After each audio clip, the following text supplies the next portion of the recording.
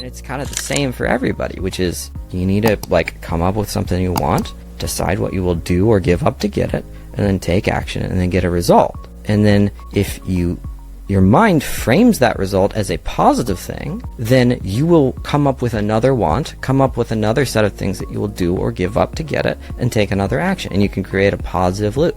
But if you come up with something you want, you figure out what you will do or give up to get it, and then you take action, and then you get no result, you frame it as a negative result, you get an actively bad result, you get enough of those, and eventually you're just not going to want to do anything. Welcome to Connecting the Dots. I'm your host, Jessica Carice, and this space is a place where we talk about seemingly random topics, but in all actuality, they're connected together. And today's a special episode. We're in Austin with a very, very special guest. His name is Josh Terry. He is a business performance and strategy coach. He's collected over 1 million followers through talking about self-development, philosophy, and mental models. He helps business owners scale without sacrificing their well-being. And so, Josh, thank you so much for having me here. I'm so happy to have you on my show. Thank you so much for having me on. So, Josh, how did you even become a business strategy and performance coach? Was this something that you always wanted to do, or how did it come about? I gave up on my dreams. Oh. Yeah, so I wanted to be a rock star, and I was doing a really bad job of it.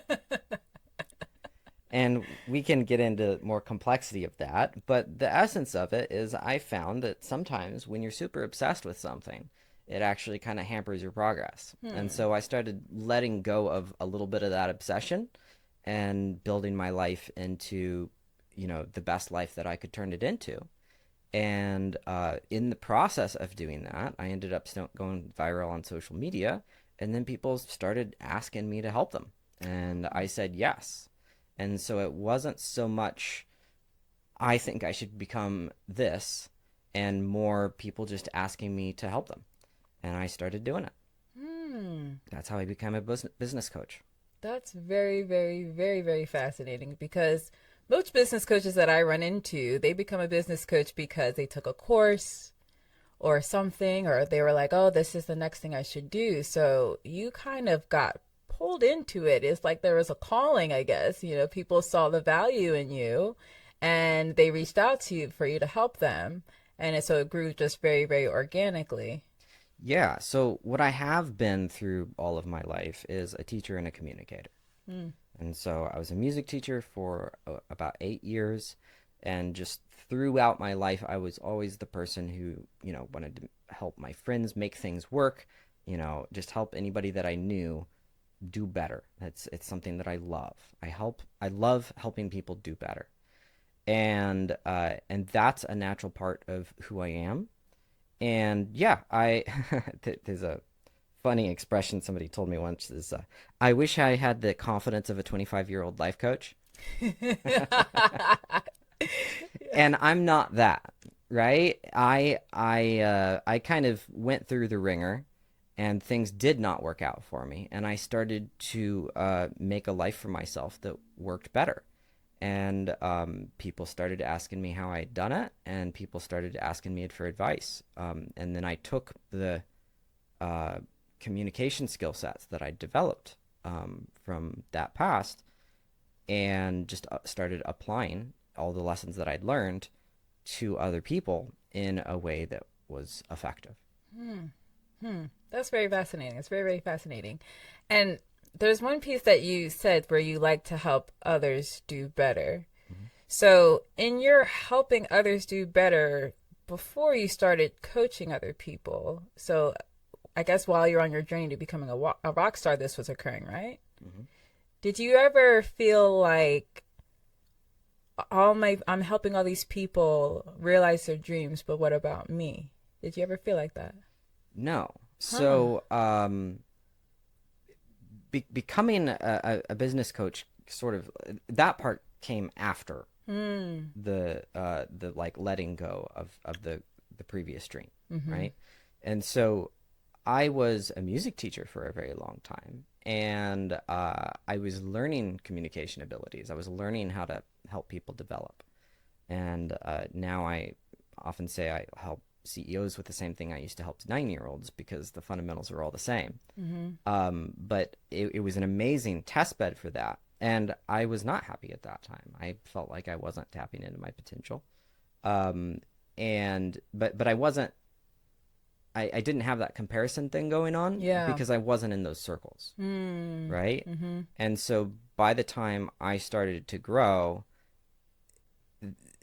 and other people wanted my help, I was happy to do it. It felt Mm. good. And now when I do that, I feel like I am aligned with my goals. Mm. You Mm-hmm. know, in time I'll do more music, but to me, and this is like a whole nother concept we could dive into, but I believe that you can arrange your life so that everything you do helps what you do, right? And so if you have a dream that you aren't able to accomplish right now, but you have a place in which you can move your life forward, even if it is not that dream, take it.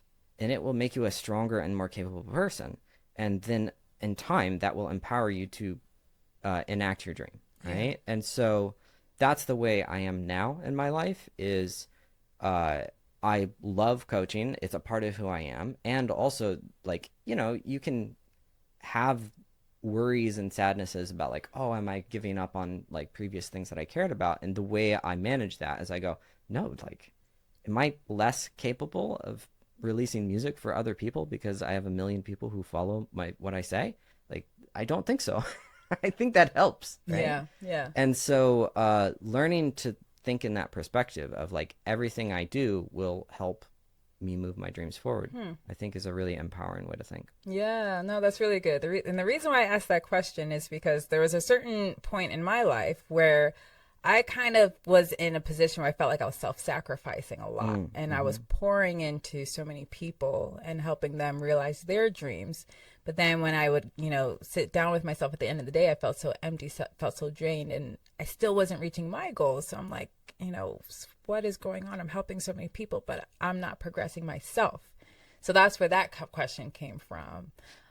Yes, and there's like boundaries, Yes, right? yes, yes, Right? yes. And I had terrible boundaries at one time. Yeah, so what you're describing, that piece definitely was a part of my past was I it was so I was spending a lot of time trying to make my dreams come true. That part was happening, but there's different ways you can pour into something and get a bad result, Mm-hmm. right? And so sometimes we pour into our family and our friends and we don't take care of ourselves. Yeah. And that's how we get this experience like you described of like, oh, like I'm putting out all this effort and I'm not getting the results that, Yeah. lift me up. And then other times you can pour into intended outcomes. You can pour into even things that seemingly are on your path, but do it in an ineffective manner. Mm. And now you're just wasting time. Now you're not Yeah. helping anybody, right? Mm-hmm. And so I was a workaholic when I was 20. When I was 20, I was like basically workaholism and anorexia was my lifestyle. And and obviously I was pouring, right? Yeah. I was pouring into work, but I was not choosing the things or setting boundaries in a way that I could create concrete successes to move my life forwards. Yeah. And so that's how the low boundaries manifested in my life. Yeah. Yeah. Yeah. Yeah. And like for myself, I think I definitely hit a wall last year. So last year was definitely like a pivotal year for me where I just stopped everything I was doing and I just sat with myself and processed my life because I was pouring so much into other people. I actually forgot most of my life. Mm-hmm. I could only remember the negative pieces.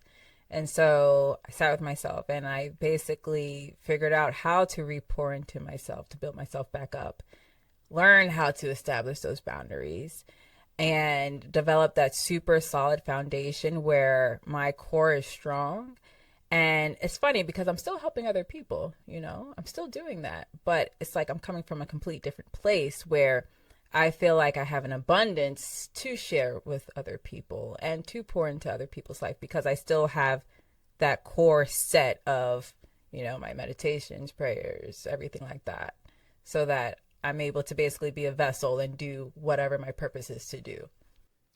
Yeah, the moment that happened for me was I was 25.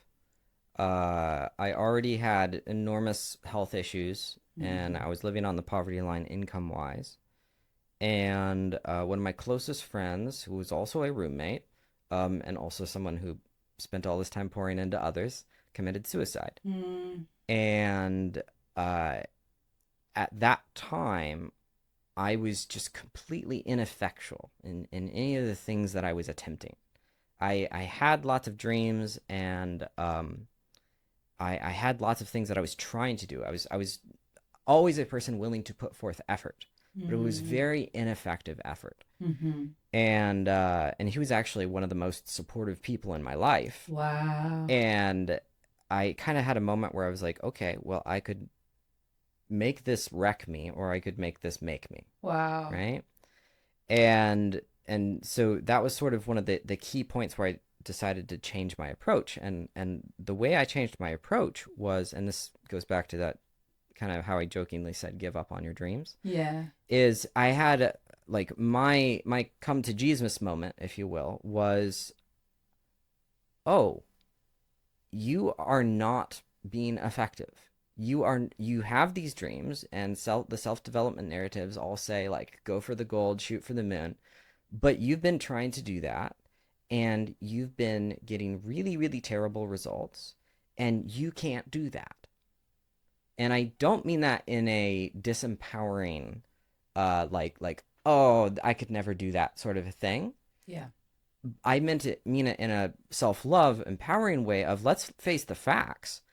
You've been trying to do this and it ain't happening, right? Yeah. Like you want to like play in front of tens of thousands of people, and you're just, going to work and coming home and, trying to play shows and trying to do all these other things, and it's just not working, Mm-hmm. right? And so when I sort of let that crash for a moment in my mind, I was able to gain a little bit more perspective on where I was in life at that moment. And where I was in life at that moment was my closest friend had just committed suicide. I had depression, chronic fatigue, fibromyalgia, OCD. I had pain 24 hours in my body, 7 days a week. Like everything was bad. I and I couldn't pay my toll bills. Mm. Like something as small as that. Yeah. And I was going farther into debt because we just lost a roommate, and the reality of life is you got to pick up the rent, Yeah. right? And so I moved out of that house the month that I maxed out all of my credit cards. Wow. Like I had no more buffer, like of any sort. And you shouldn't consider credit card a buffer anyway. But but that's where I was at in life at that time. And that moment when I went, oh, this is not working, I was able to gain perspective on how rough things were. And this is the key point, is I was able to then gain perspective on what a successful step would look like. Hmm. And so since I'd gotten out of college, I'd been trying to pay off my student debt. I've been trying to pay off my credit card debt. But I wanted to be a rock star. I wanted to be that guy that could pay off the whole loan in one check. And when you want to be that person and you feel like you're supposed to be that person, right? When you dream enough, your ego sometimes aligns with it. Yeah. Then anything less than that feels like an act of shame. Yeah. And so for me to put an extra $100 on a student loan or on a credit card was actually embarrassing in my own mind. It was Hmm. like, ah, oh, such slow progress. This is so pathetic, Yeah. right? And so it felt Yeah. shameful. Yeah. And so I talk about this a lot, where it's like, if you want to be a movie star and walk on red carpets and you're washing dishes in the back of Joe's Crab Shack, then every dish is a failure, Yeah. right? Like if you're truly thinking like that's where I'm supposed to be. Like there's a version of big dreams, and we can talk about that later. But like if your mind is completely obsessed with that end goal, and Yeah. you feel like that's who I'm supposed to be, you can create an experience where every step is misery. Mm-hmm. And so that's where I was at. And so when I had this moment where I was like, oh, everything sucks. Like, you're doing terrible. All of a sudden, an extra $5 on my credit card made sense. Yeah. Yeah. And thank God I actually had a very supportive friend who was working on paying off his debt at the same time. And like, we'd have dinner, and every week it'd be like, you could just like put an extra $5. I was like, yeah, no. And I Yeah. finally did it. And but it's not so much about taking that action that was key for me, because like, I was a workaholic. I was perfectly willing to take action, right? That wasn't my self-development problem. But it was the first time the action that I took felt like a win. A little perspective shift. Yeah. And so from there, it became like, take a trash bag a week of junk out of the house. Just get it out. And I became a minimalist and had 7 shirts. And Oh my God, I went through that same phase. yeah, it was baby steps. Yeah. And so like, even like the self-development program that I teach now is, I like to call it a PhD in baby steps, Yeah. because that's how I operate now. Yeah. And now I'm taking pretty big steps. Like, life is pretty good now. But the way I framed them is still in that perspective. I still constantly think, like, what would be a realistic win for me? Like if you were, working with a little kid, like, how do you praise and reward, like, how do you punish and reward them? Like, how does it work? Well, you figure out like the realistic step for them to progress, and then you go, that was awesome, Tommy, right? Mm-hmm. And we don't do that to ourselves, Yeah. right? And Yeah. so I've been, like, a lot of my adult life has been a process of learning to take on the job, really, that a parent does for a child, for myself, Yeah. right? Because that's the positive frame of adulthood, is not, you don't need parents anymore, Mm-hmm. but you're now capable enough to take on all of the roles that parents provided for you. And Mm-hmm. like, that's a big thing. A lot of people go into adulthood and it's just, all of it's gone. And they're like, why does my life suck? Like, I should be able to like handle it without my parents and like Yeah. just have none of these needs met. It's like, no. Mm-hmm. Like, you're still the same human. You still have the same input output functionality. And so one of the big ones in order for a human to progress is the process of wins, the process of progress, Mm-hmm. right?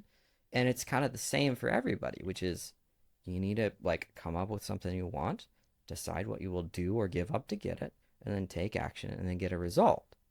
And then, if your mind frames that result as a positive thing, then you will come up with another want, come up with another set of things that you will do or give up to get it, and take another action. And you can create a positive loop. Yeah. But if you come up with something you want, you figure out what you will do or give up to get it, and then you take action, and then you get no result. You frame it as a negative result. You get an actively bad result. You get enough of those, and eventually you're just not going to want to do anything. Yeah. Like, a lot of self-development is learn to love failure, but I really like the Pretty Woman quote of people put you down long enough, eventually you start to believe it. Yeah. That's a more realistic take on failure. Yeah. Is, you get enough failure, eventually you start to believe it. Yeah. And so how do you get out of it? You start to create wins. And so that was kind of the big moment for me, was Mm. starting to have a perspective where I could actually comprehend an action that was realistic for me as a win. Yeah. There's so much in there that you just shared. And it's like you had that moment of radical honesty, Yes. radical honesty with yourself, where you were admitting the things that you probably didn't want to admit previously. You're like, no, no, no, I can just, let me just keep trying. I know I can do it. Mm-hmm. Yeah. So I've found a lot of self-development really talks about, like, you got to have your 5-year plan. You got to have your 10-year plan. Like, come up with something big that's going to motivate you. But what I've found is that works for 60% of the population, maybe 80, standard Pareto principles, right? There's a portion of the population that's really useful for. And those are people who don't tend to look up, Hmm. right? They're just doing their thing, and they don't think about how great life could be. Hmm. They don't like. There's a lot of people out there that they don't think that way. They just want to figure out the next step. They just want to operate and just do the thing, Mm-hmm. right? And so for somebody like that to tell them like, hey, you could be this in 10 years is it's life changing. But for me, I'm a dreamer. Yeah. I was a dreamer as a child, and I'm a dreamer today. Yeah. Like, like start asking me like about like, what I think about how the future of humanity could be. I'll just go. Like, I love it. Yeah.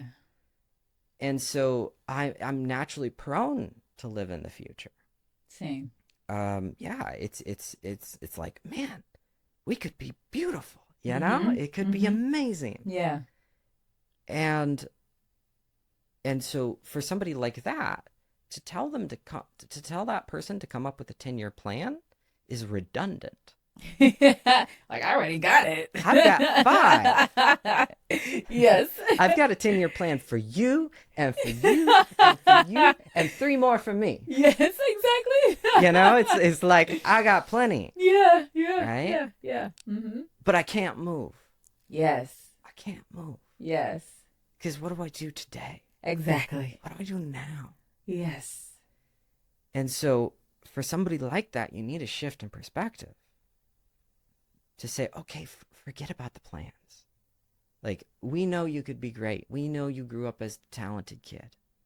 We know, like, the high school yearbook said most likely to see, and mama said you got talent, right? We know all that stuff. At least that's what my mama told me, right? And it was great. But like when I have clients come on, this actually often happens is I have clients come on, like one of the first things they say is, so like I was one of the talented kids when I was young, and I go, my condolences. Right? Because it's like, oh, your future is bright, and it makes you think about the future. Yes. Right? Yeah. And so I was that kid. I went to college when I was 15. And I had a lot of talent. And I still do. I'm a clever guy. But if I think only in terms of like all the great things I could do, I become inept. Because you can't think about the future all the time. Yeah. Because if you do, your mind starts to be over here.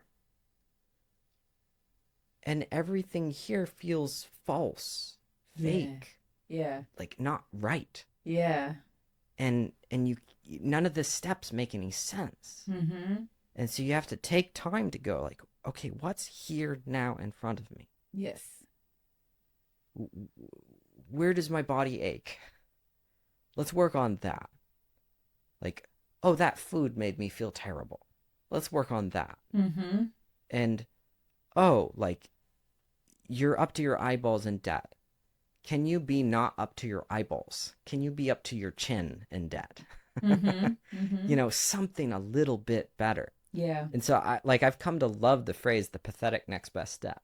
I love it. Right? It's Yes. because it's gross. Yeah. It's like, ugh, pathetic, Yeah. right? Yeah. Yeah. But if you can like learn to take the pathetic next best step with your chest out and be like, see that step? See how small it was? See how pathetic that was?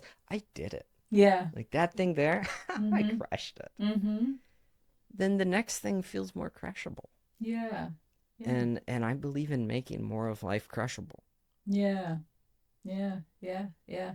The pathetic first next step. Yeah. No, that's incredible. I think that's probably like your concept of always looking in the future, because I relate to that so much.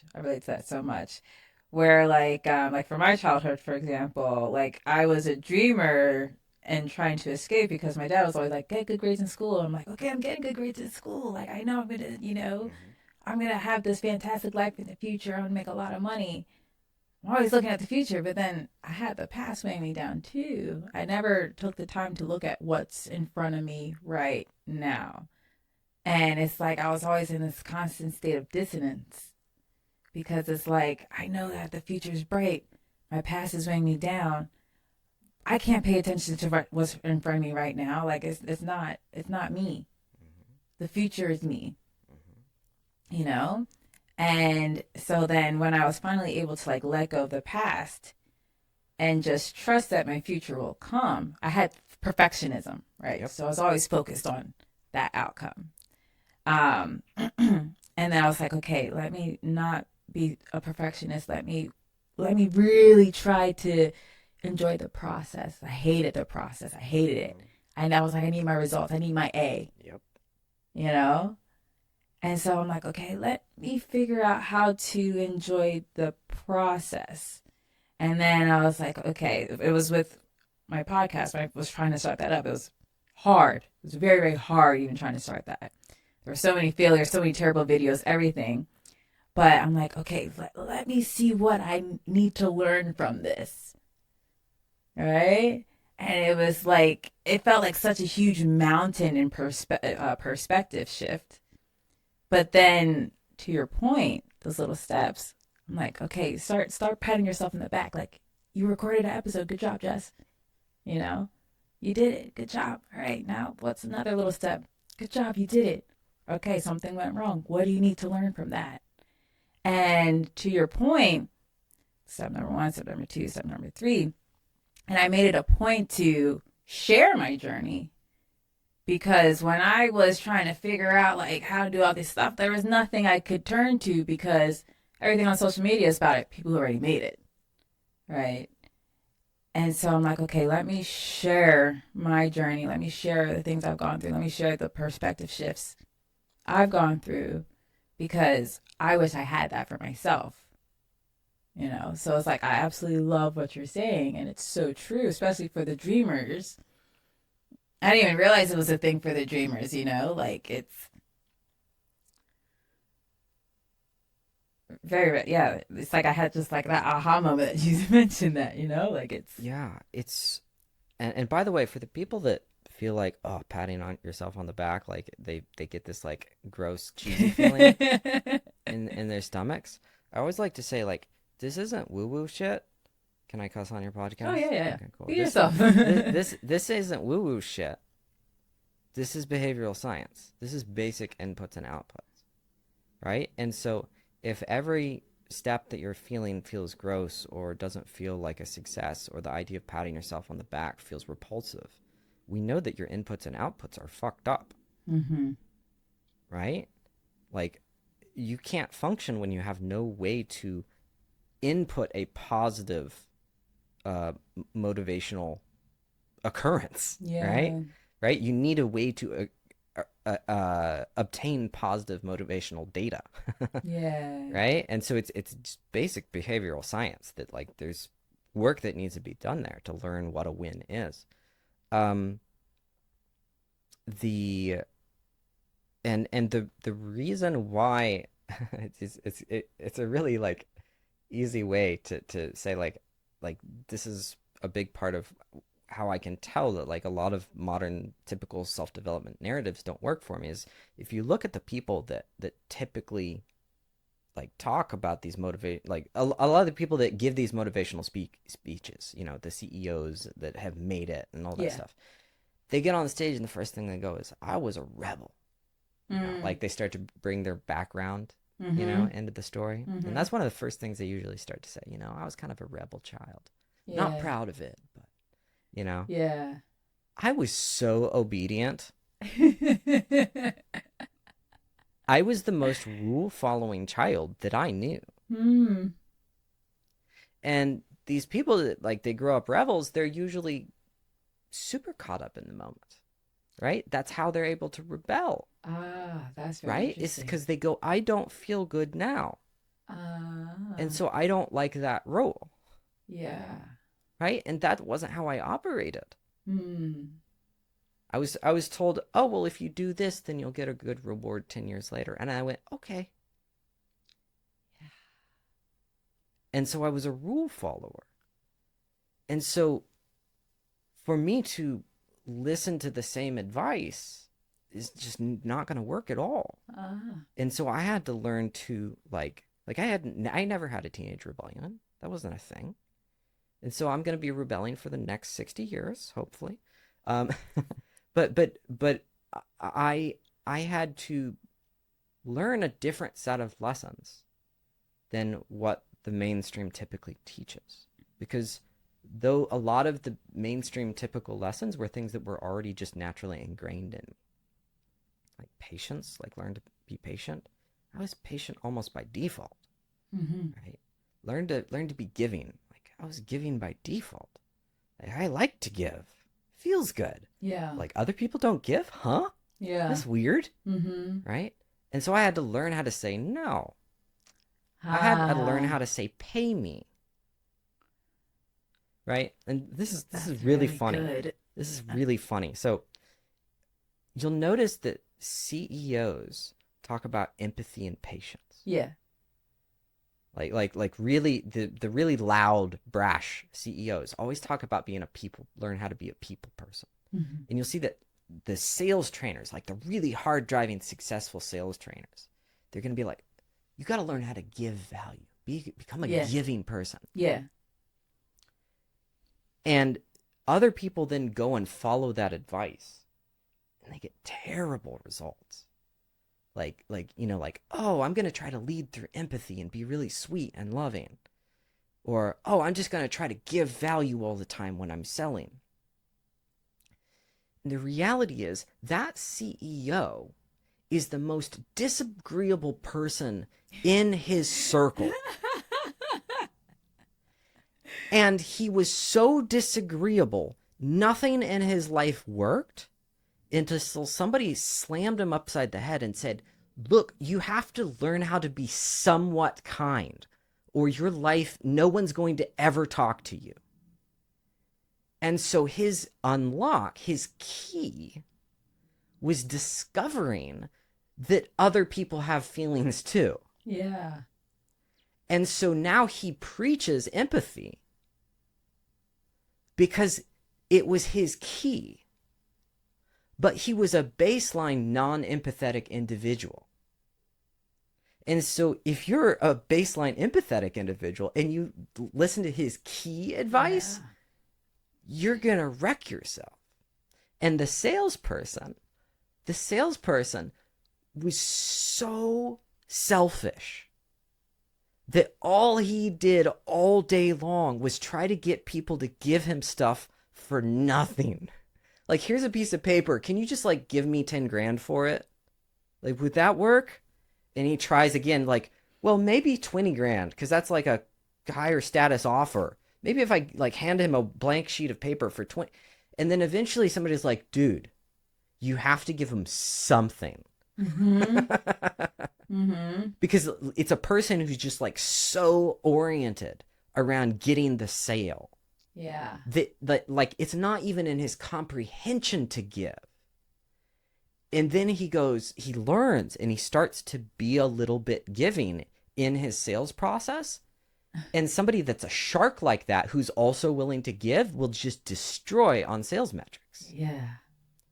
And so then he goes and preaches, oh yeah, you got to be giving. Like that's how you do it. That's how you make sales. And everybody's like, oh, okay. I'll just give for free. I'll give my time for free. Yeah. Yeah. And then they go like, why am I not successful? It's because the guy was a goddamn shark. Yeah.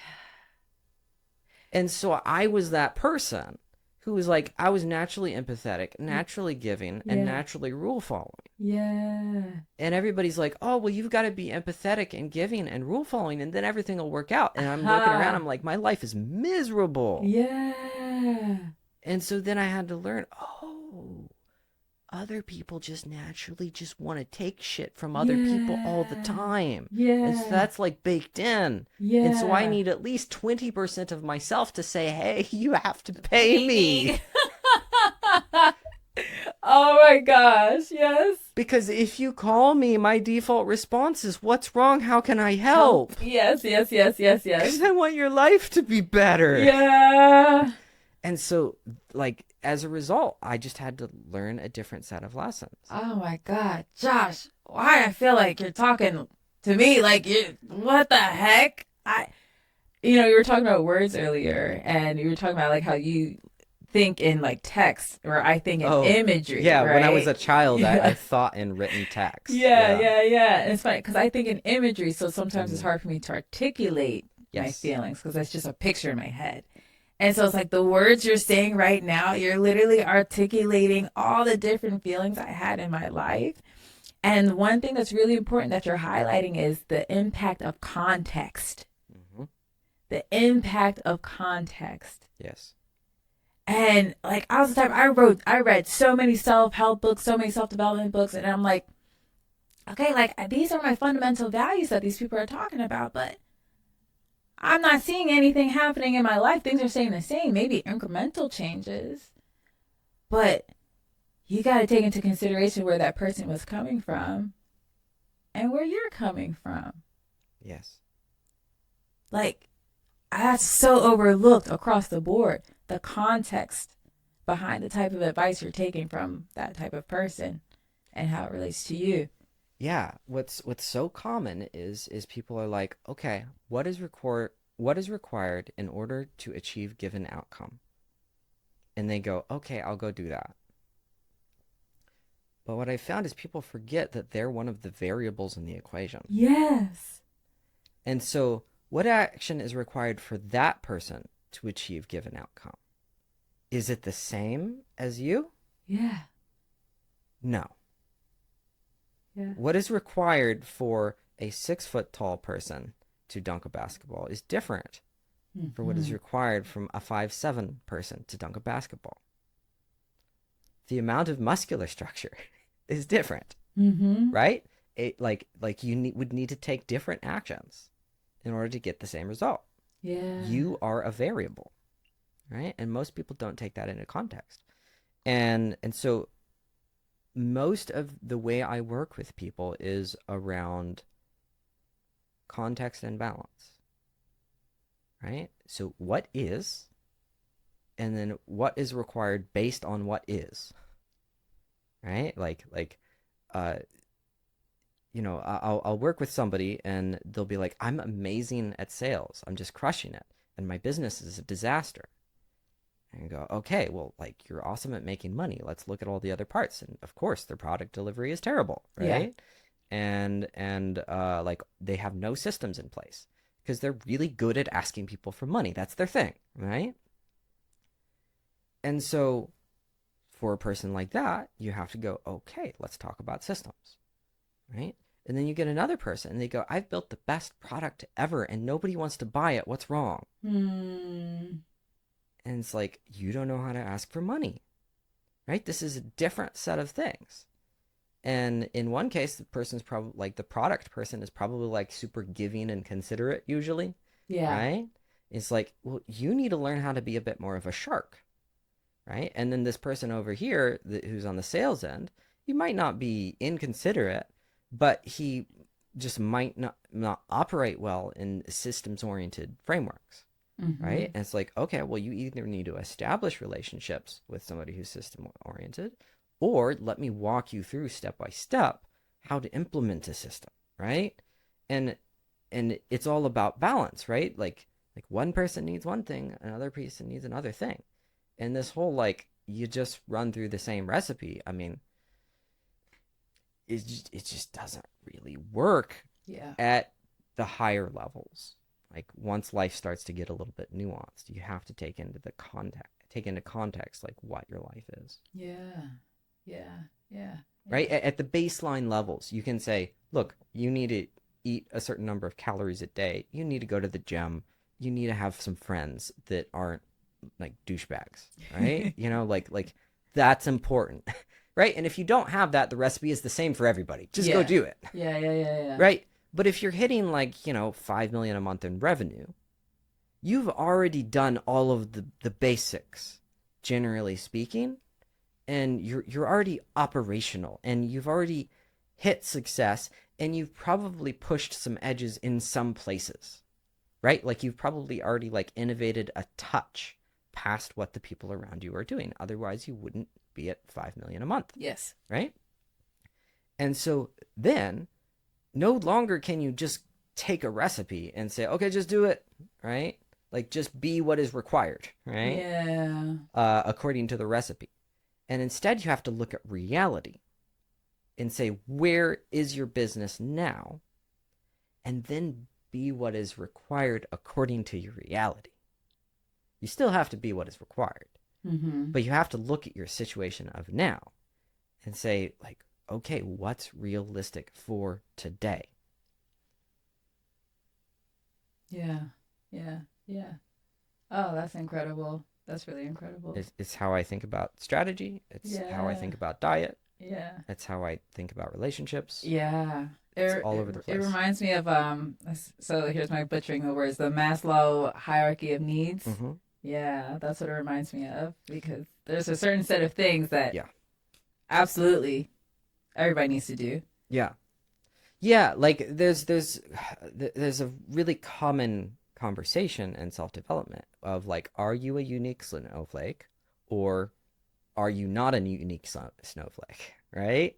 Like, are you a special snowflake that has to have like all of the exact unique things catered to you in order for you to achieve success?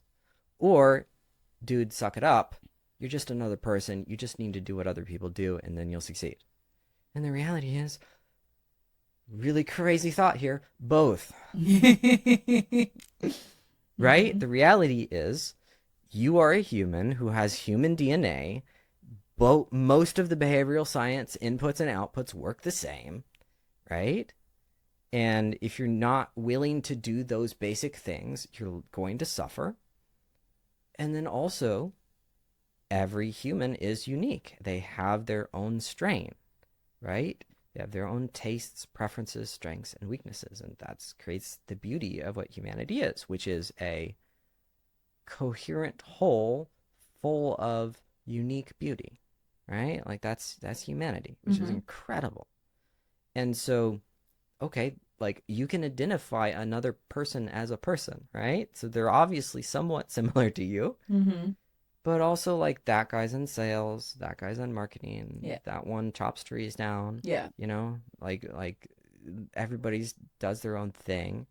And like there are principles that there are overarching principles that operate in all of the fields, Hmm. right? Like there are principles that you can apply in the oil industry to the Yes. social media industry, Yes. right? Like Yes. it's Overlapping absolutely, and principles. I'm Yep. obsessed with that, and Yeah. that's one of my primary capabilities is actually connecting the dots Yes. between disparate sources to Hmm. find relevant information. Yes. And so there are overarching principles, Hmm. but then also situations are unique. Yes. And so you have to balance those two things. Yes. Um, Hormozy said it really well. Like there are certain things in life that are not solutions to be found, but dichotomies to be managed. Hmm. And a lot of us don't recognize where the dichotomies are, and Yeah. they are far more abundant than you would think. Yeah. Yeah. Yeah. This stuff, it's funny because that kind of reminds me of going into the conversation of purpose. And that's where I think a lot of people get caught up with trying to find their purpose because we all do have a unique purpose embedded within each and every one of us. But discovering that purpose, everyone has their own unique journey to discover it. And it's funny, like, at least for myself, you get through this phase where it's like, what am I supposed to do? And you start asking all these other people what you're supposed to do. And then you take that advice thinking, like, oh, it's going to lead me to my purpose. But it really doesn't because now you're just doing what everybody else says you should do, but it's not intrinsic to yourself. And so it's one of those things like, yes, there's some validity in what someone may share with you, right? There might be a concept that you could apply for your journey, but not exactly what they laid out. You really need to find that within yourself. Yes. Yeah, I see finding purpose as increasing the repetition and power of your day-to-day actions and increasing the coherency of your dreams, right? So it's long and short-term goals matter. Surprise, surprise, right? And it's the balance between the two that creates the magic. And you'll see like so many times people are like, "Oh, like I just got to come up with the 20-year dream, 20-year goal, and then I'll know my purpose. And it's like, it's all that is laziness of like they aren't willing to experience the tension of not knowing. And so they just want to like answer, right? Yeah. But if you just give somebody an answer that way, they're not going to be satisfied with, right? And Mm-mm. so that doesn't work. And then there's other people, um, more on the rebellious side, like I was saying, like usually, um, that all they care about is now. And we know that doesn't work. That's called being a spoiled child, right? Yeah. I mean, they're both spoiled children in different ways, but it's like I just care about what's immediate. Like, let me just hit my sales marker. Like, that's all I care about. You know, let me just have this food. Let me just, you know, like have this relationship now. It just feels good, right? And then, you know, you run through 10 relationships, and then you run through, you know, like all of the sales, and then you're left with, well, what do I do now? And sometimes that takes you really far. Like some people like reach amazing heights just caring about now. I just gotta make the next sale. And you know, some of them get to the top, and then they look around and they're miserable. Yeah, Right? they feel empty still. Yeah. Um, but both sides, they have a piece of their life that's not a need that's not being met. Yeah. And as a result, their life doesn't feel purposeful. Yeah. Right? And so the people that are lost in their dreams, they feel the potential of life. They feel the power that's there, but they don't actually feel connected to it. Yeah. They because they're not taking the actions that's moving them in their power, Yeah. right? And so a part of them knows that what they have is inauthentic, Mm. right? Which is a shame because they're often the most authentic people because they Mm. really care, right? They care about what could be. Mm-hmm. But their experience of life is inauthentic because they are not aligned with the actions that will take them there, right? Because they don't know what to do in the now, Yeah. right? And then there's other folks that they can authentically take powerful action, but it's just the same action over and over again. It's just the same game. They don't really know what they're doing with it, Mm-hmm. and it doesn't have a higher purpose. Yeah. And so both of these parties feel hollow. But when you can start to balance the two, and you know, you can take that hard driving person who knows how to make sales and say, like, let's think about your relationship with your employees. Let's think about your operational complexity. And maybe you can then start to feel like you're building something bigger and more meaningful, right? I mean, not feel really.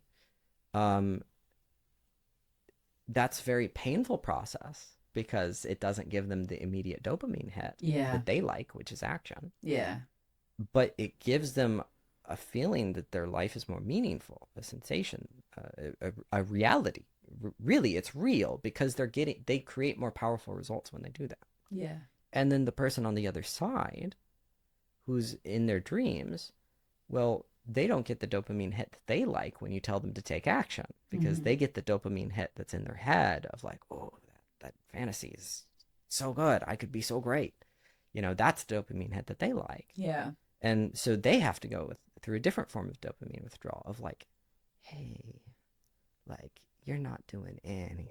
Yeah. Yeah. Can you take a step? Yeah. Yeah. But once they do it, they start to feel a much more concrete sense of hope, Yes. right? Because people who get lost in their dreams really struggle with hopelessness. They really struggle with yeah, I can see all these futures, but I feel like I'm just stuck in this box. Yeah. Like, it's a very awful trapped sensation. Right? Yeah. And so it's like, okay, like what's the concrete action? And how can we, yes, you're going to lose some dopamine, but now how can we frame it in a way that it's a win? So you get some of the dopamine that action person taking Mm-hmm. gets, Mm-hmm. action Mm-hmm. taker gets. And so you've got to get the dreamers to appreciate action, and you got to get the action takers to appreciate the dreams. Yeah. And like once you can balance those things, And an action taker is always going to be like mostly action, and a Mm-hmm. dreamer is always going to be mostly dreams. But if you like just give them a little dose, then they start to move with power, Yeah. and that feeling of purpose starts to arise. Because when you have like action and intention aligned, you have alignment, which is the feeling of purpose. Yeah. Like that is purpose, right? Yeah. Yeah. Josh, you're articulating this so well for me. Oh my God, I love this so much, because it's really funny because like, so I guess I can say I'm the dreamer person. That's what I relate to. Mm-hmm. And what was really hard for me to take action was the emotional component. So I knew I needed to do certain things. I knew I needed to address certain relationships. I knew I needed to cut certain things out. But for myself, I grew up Christian values. You got to put others first, serve others, all this stuff. I didn't take the action because there was a sense of guilt, a perception that I would be selfish, a perception that I would be letting God down. I'm not a good Christian. So that they had that emotional component too. Those false belief systems that someone else put on you that prevented me from really doing what it took to start taking those little steps because I was stuck from those false sense of obligations. Yeah, and it's fun. I don't usually I can speak in Christian language for a second, which I think could be fun. Yeah, yeah, So yeah, there's a biblical scripture that a lot of people utilize as like a case for the law being done away with. yeah. Hmm. Um, uh, I can't remember where it is, somewhere in the New Testament. But essentially, like the scripture goes, like you do this, and it will be as if the laws no longer exist. Mm-hmm. It's something along those lines. Yeah. Can't remember um, precisely, but it's essentially that. And people are like, oh, okay, like we don't have to like obey anything now, right? But if you look at it, what it actually is if you are going in the same direction as your guardrails, then you aren't going to feel the guardrails, right? If you're bowling and you're bowling right down the middle, it doesn't matter if there's bumpers or not. It's like the bumpers are irrelevant, right? And so we want to get to that point, like when we are in complete alignment, we don't feel like we are like getting pressured by a bunch of rules. Yeah. We're actually like going in the same directions the rules are trying to drive us, Yeah. right? Yeah, yeah, yeah. And so a lot of people have this experience, what you just described, of like, oh, well, if I went in this direction, then maybe I wouldn't be obeying the rules. But also I feel really unfulfilled obeying the rules, right? Yeah. And so you then have to like be a bit more adult. Like it's a more mature, a higher level of maturity to start to examine the rules and go, what were the rules for? Yeah. Yeah. Well, like what were they trying to accomplish, right? And it's like okay, let's take a basic principle of like learn how to pour into others, Yeah. right? Well, the idea of learn how to pour into others is an idea that the intention of that, let's call it a rule, the intention of that rule is that everybody grows, Yes. right? Yeah. Yeah. And if Yeah. you start to do that, then you kind of start to go, oh, I'm not growing right now. And I have so little to pour into others that they're not growing either. So obviously, like the overarching rule, the overarching intention, I'm not following right now. Right? Yeah. And so what would be required in order for me to take actions that result in everybody growing? Including yourself. Pour into myself. Mm-hmm. Yeah, right? Yeah. So then you start to pour into yourself, and then your cup starts to overflow and you start to pour into others. Yeah. And all of a sudden, it's like that rule doesn't exist Yeah. because you're just doing Doing it, it. Yeah. Yeah. Yeah. Yeah. Yeah. Yeah. Yeah. right? Yeah. Yeah. It's like, I don't know, like what's a basic old school rule? Like honor your father and mother. Like what's the Yes. general principle there? Yes. Okay, well there's a general principle there, Yeah. right? Yeah. It's not about like the specific words. Mm-hmm. Um but I've found it's really important if you're a person who gets stuck in the rules of the game to look at why the rules are there. Not just because you're a rebel, but because there's obviously like just you're not getting the results that you want. And so, okay, if you're not getting the results you want, look at the rules of the game. What are those rules in place for? Ah, to get this outcome. Oh, I actually am super on board with that outcome. And maybe if I just aim myself towards that outcome without thinking about the rules for a little bit, nature will kind of take care of itself a little bit, and I'll be aligned. Okay, let me do that. Oh, look at me just following the rules, Yeah. right? Yeah. Yeah. Yeah. Right? Yeah. Because rules are usually like structures set in place to get a person. Rules are like recipes. Mm. Like the person who first baked the cookie that way didn't use a recipe, Yes. right? Yes. And Yes. then they Yes. documented it. And then they're like, okay, yeah. If you want this thing, this is what I did, so go do that. Which Yeah. works for cookies. But in life, if it's like, I had a good marriage. Here are all the things that I did to have a good marriage. Okay, these are your rules. It's like, oh man, no, you're a different person. And like some of those rules are relevant, and some of those rules you need to do the exact opposite thing. Yeah. Something I absolutely treasure that my dad said to me, because it was a lesson that I needed as well. It was like really uplifting to hear him say it. I asked him fairly recently. I was like, "Hey, like, what would you have done differently in life, um, and in marriage?" He said, "Like, I would have learned to fight more." Huh. And they have great marriage, and uh, it's good. But it was like my dad's a really kind and thoughtful and loving and considerate person, and I might have heard him raise his voice once. Hmm. Once. It's like that's not enough. That's not enough. Yeah. You actually got to do it more than that, Yeah. right? Yeah. And and I'm kind of in that vein too, where like I had to learn, like, oh no, like, and why am I saying this right now? Because the rules say be Don't fight. nice. Yeah, they say don't fight. Yeah, Yeah. don't fight, be Yeah. nice. Yeah. Yeah. Yeah. And it's like, okay, like that was the recipe of somebody who had a tendency to lose his temper.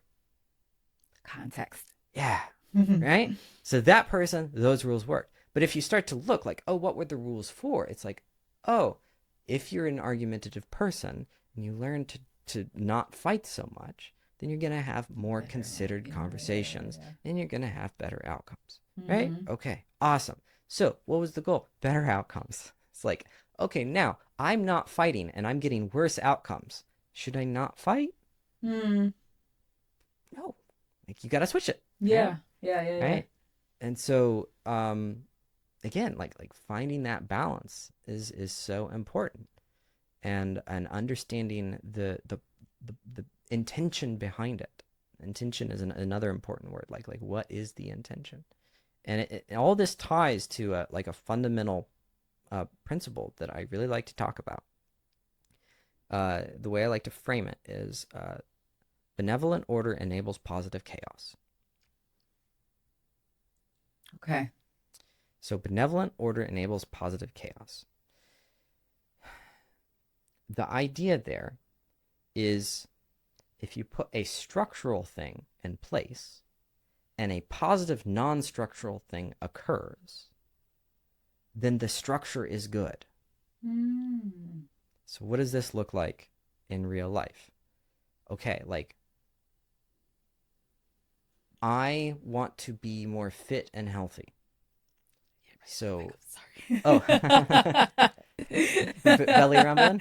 Yeah, it's like I'm That hungry. was funny. Perfect timing. So, okay, so I want to be more fit and healthy. Okay, so I I'm going to enact this protocol, right? I'm going to go to the gym this many times. I'm going to eat this set of foods, so on and so forth. Then you have to then go, okay, did I get more healthy? This sounds super obvious and dumb on the surface, but it's there's actually something really important inside of this. Like, okay, like let me try to observe these rules, and then did I get more healthy? If you didn't get more healthy, then they were bad instructions, right? They were bad protocols, right? Also, if you failed to observe them, they were also bad protocols, right? This is a really big one is people are like, oh, like I'm not getting the result I want Yes. because I'm not observing the things I'm supposed to do to get the result. Yes. And it's like, well, maybe those aren't the things you're supposed to do because like obviously you're incapable of doing them, right? And so like if your protocol was I got to go to the gym times a week, and you're like, oh, I'm not getting fit because I'm not going to 5 times a week. It's like maybe you need a different goal of like heavy weights 3 times a week, right? You know, like that's a basic thing. So the way this extrapolates out and becomes kind of deep is if you look at like a governmental system. Okay, so the laws are order. The people observing the laws are the chaos, right? The laws are the structures, and then the society is the thing within those structures, right? And so if the laws you put in place result in more innovation, more happiness, more babies, more art, more money, then they're good laws. If you put the laws in place and there's less babies, less innovation, less art, less happiness, then they're bad laws. Why does this matter? It's because most people start to forget about the intended outcome and become obsessed with the rules in the process. Yes. They get obsessed with the rules in the process. And so they start to only care about, did I go to the gym 7 times this week? Oh my God, yeah. As opposed to, did I start to feel healthier? Right? Because the 7 days, it's just an easier metric to manage. Oh my God, right? yeah. And sometimes like it's good, right? If everything's working, then go ahead, just manage your metrics. But what a lot of people do is they just get caught up in like the calories. I gotta get the right calories. The calories aren't working right, and I'm so worried about the calories. Yeah. And they're not actually feeling any better because they actually forgot that their goal was to feel better. To feel better. Right? Yeah. And so if they check in on that metric, the chaos metric every once in a while, they'll be able to adjust the rules. Yeah. Right? And so what happens in a governing body? Well, we have something called a legislative body, right? Well, now my belly rumbles. So maybe lunchtime's coming up. But like we actually have in a lot of countries something we would call a legislative body. What is that? Well, it's a body who a collection of people whose their job is to set rules, which is fine. It's great. But what becomes dangerous is when that body starts to prioritize the rules over the outcome of those rules in the surrounding country. Yeah. And if they start to get disconnected from the actual results in the country of the society, then the rules start to calcify and destroy the society. Yeah. And this principle is in art, it's in family, it's in business, it's in government, it's in macroeconomic situations and microeconomic situations, where benevolent order enables positive chaos. If you can implement a good structure, then you will get a good outcome, like a good variable outcome, let's call it, right? The chaos is this like this area of like variable potential that you can steer things to potential good, right? You Yeah. can't like specifically say the country's going to have this many babies, Yeah, right? You yeah, can yeah, yeah. optimize the situation so that like more babies occur, right? Yeah, yeah, yeah. The reason why this is so important is because it helps start to clarify how to measure these things, right? Where it's like you can start to like, instead of just going like examining the rule itself, start looking at the result and start judging the rule by the result, right? Yeah. And there's also a flip side of this, like positive chaos enables uh, coherent structure, like positive stay out chaos empowers strong structures, like it Mm-hmm. strengthens them, right? Yeah. Like there's a flip side to this. Always there's the yin yang. Yeah. But like I can't emphasize enough how much understanding that one framework can help you understand rules and metrics better, Yeah. right? Because in business, like it's a really big thing. It's like people are super into metrics, which metrics are great, but like why? Yeah. Why the Wow. metric? Yeah, yeah, yeah. And it's because of the outcome. Like what is the chaotic outcome? Like what is the way you're trying to shape nature? Hopefully you're trying to shape nature so it turns into something beautiful, Mm-hmm. right?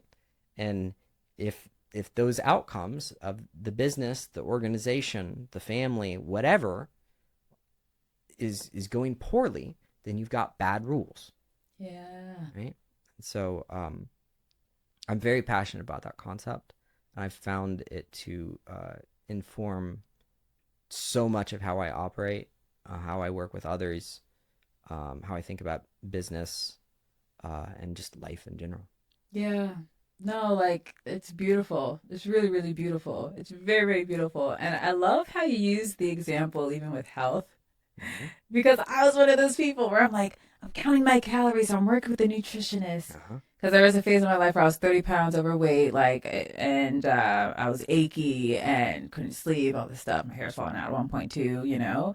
And I'm like, I'm doing all these things. I'm going to the gym, all this stuff. And I didn't feel good. I didn't feel good. I didn't feel good. I was running myself into the ground. And so my rule or the thing I had to follow that changed my life was one of the weight loss shots, you know? And before, like, I would be so hard on myself. I'd be like, that's a cop out. Like, no, like, I'm not doing that. But it's what I needed. And come to find out, I was pre diabetic, you know? Like, it. Yeah, I mean, so, yeah, I mean, it's so common. That's where it plays out often. Is like people are like, it has to be all natural or it's Yeah. not right. Yeah. And then other people are like, oh, well, if it's not scientifically validated with three blind studies, then it's not real, right? Mm-hmm. Like those are the kind of the two camps. Yeah. And either one of those is disastrous, right? And so, like, how can you have a more balanced approach? I remember going to a spa with some cold plunges, and this lady, she was like, I saw her after a cold plunge, and she was like, "Man, I feel really bad because I didn't do the 3 minutes." And I was like, "Oh, you've been influenced by all those Andrew Huberman fanboys, haven't Yeah. you?" Because 3 minutes is the appropriate protocol for the optimal result. Yes, yes, yes, yes, yes. And oh, I was like, how do you feel? She's like, I feel refreshed and I don't feel overwhelmed. I'm like, great, you did the thing, good job. Yeah. and and so much of our lives can become that, where we Yeah. go, oh, I didn't observe the appropriate protocol, or you observe the appropriate protocol and get awful results. Yeah. Funny thing, I actually developed something called cold urticaria, which is a highly allergic response to temperature with cold. Oh, Yeah. wow. Because I actually did cold plunges too much at one point. Oh, snap. Yeah, and it turned Wow. my whole body black and blue. Yeah. Oh my Yeah, gosh. and so don't think you have to observe the exact appropriate protocol. Like, look at the results that are occurring in your body. And I Yeah. say that as a person who's like really studied this stuff. Like, I've gone deep down the rabbit hole of breath work. I teach it, like state changes and all these things. Yeah. But there was a point, like, again, I'm a person, like I was a workaholic. I'm a person who tends to operate too hard. That's my Yes. default. Yeah, yeah, Like, yeah. if I obeyed David Goggins' advice, I'd just die because I'm predisposed to want to be a David Goggins. Yeah. Like like I would just die because Yeah. I'd just be like, oh, okay, let's do it. Run until we break feet. Like, awesome, did it. Like, Yeah. do I keep running? Okay, I'll keep running. Right? Like, I don't need that advice. Right? There are people who do. Like Yeah. I'm really want to make a point. Like, I'm not trying to diss it. I'm trying to say there are balances. There are flip sides of coins. Right? Yeah. And so, like, for me, I just like I had an intense day, and I was just like, ugh, I'm just gonna cold plunge, and like destroyed my Oh system. my God. What's wild is if you learn how to tap into your own systems and learn how to look at your own results, you can get incredibly opposite experiences of that. For example, I technically have an allergy like that, and I still can get into the cold if I am careful with Mm-hmm. like being present and I operate like I like utilize my breath work and all of my tools. I can actually get such a powerful result that I can uh stop my allergic response. Like, I can Mm. control my own allergies, Yeah. my own histamine response Yeah. through actually looking at the outcome and like choosing to operate according to it. But like, if you're only caring about like, oh, do I just do the job this way? Otherwise I'm a sinner. Yeah. You can run into some dangerous territory. Yeah. Um, Yeah. People obsessed with not sinning can destroy the world as people who are obsessed with not sinning have the equal capability to destroy the world as people who don't care about sin. Yeah. Exactly. Those are equally dangerous directions. Yeah. Yeah. People obsessed with implementing order are as dangerous as people who don't care about order. Yeah. Those are incredibly destructive places to be in life. Yeah. Yeah. Yeah. And you Yeah. have to strike a balance. Yeah. Yeah. Yeah. Oh my gosh. Yeah. Yeah. Wow. This is incredible, Josh. Like, I love this conversation so much. I feel like all my brain's just like tickling because you've articulated all of my internal aha moments I've had over this past year. And you put into such beautiful words all the aha moments, all the little revelations I had, like just in my own personal journey. You have beautifully articulated it, and I love it so much. Thank you. Those years of figuring out how to talk to 9-year-olds paid off. Yeah. Now I can talk to everybody. Yeah. I read a lot of books, learned Yeah. my words. Thank Yeah. you. Thank you. Yeah. I'm Yeah. very glad. Yeah. No, it's incredible. And so for to give advice to others, what would be your top three pieces of advice for someone who's trying to figure out how to even implement the optimal, I guess, what benevolent laws you say, right? The Benevolent benevolent order order. enables Yeah, positive yeah, chaos. yeah, Yeah, yeah. it's a mouthful. Yeah. What would be your top three pieces of advice for someone to even try to explore that concept for themselves? Yeah. Um, so the way I would, um, it's really like one piece of advice, but balancing two things. Mm-hmm. And so the piece of advice is, um, learn how to balance results and process. And so some people are really obsessed with results, and they just try to get results all day long, and that's all they do. Hmm. And other people are obsessed with process, right? Oh, I just need a system. If I just get the right system, then everything will be okay, right? And so if you are a person who tends to just think about the process, like think about like how do I plan all of this, master plan it, can you just go take some action and see what happens? Just do it. Yeah, just try. Just see what happens.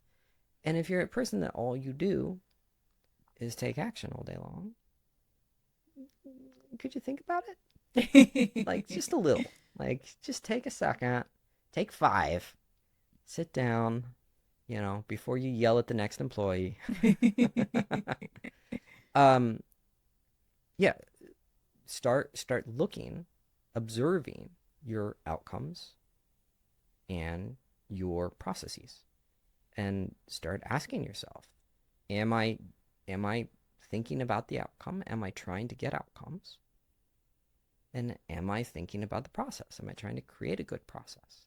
Am I establishing good rules and best practices for myself? And if you can devote time to both, your life will move forward. That's beautiful. That's so beautiful. Thank you. And where can people find you? You can find me across all social media at Josh Terry Plays. Like plays the violin, Josh Terry Plays. And that's my handle. And you can find a lot of my stuff on Instagram. But yeah, across all social media, Josh Terry Plays. Thank you so much, Josh. And thank you so much for having me here in Austin, Texas. Thank you for having me on the show, and it's great to have you here.